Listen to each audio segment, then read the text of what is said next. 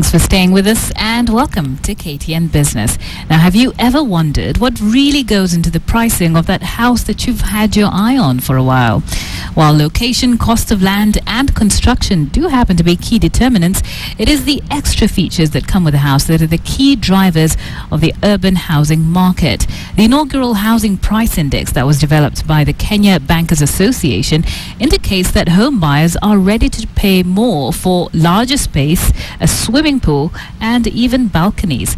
And as Charles Gitonga reports, the index will serve as a risk management tool for banks and those providing mortgages, as well as mapping trends.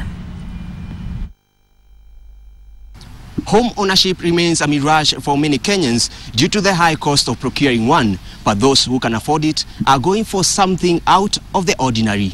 A swimming pool, backyard, garage, balcony, gym, master ensuite, a separate dining area, a guest room or even the number of bedrooms are some of the features discerning home owners want to find in their new home. The housing price index by the bankers recognizes these features as some of the major factors influencing movement of housing prices, amid others like location and access to social amenities.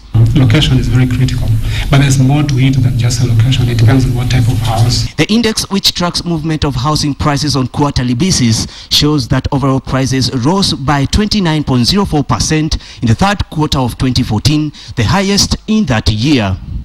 Between the second quarter of 2013 and third quarter of 2014, the price of apartments rose by 12.22%, bungalows by 10.25%, and that of maisonettes by 5.67%. Other types of houses, such as townhouses and penthouses, maintained their price for the better part of the period. This is how the overall index looks like on a quarterly basis. But when you look at the annual changes, you'll find that the movements are much more mild. Another notable highlight in the index is the buyer's preference for old houses, which sit on large pieces of land with a view of redeveloping them into apartments.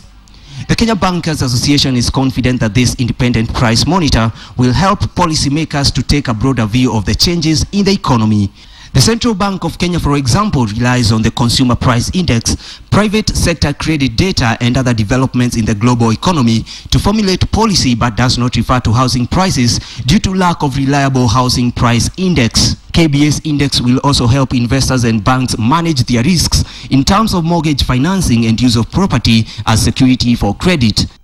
It will be a useful risk management tool for the financial market players and banks in particular, who not only finance home development and ownership, but also take such property as collateral for other credit.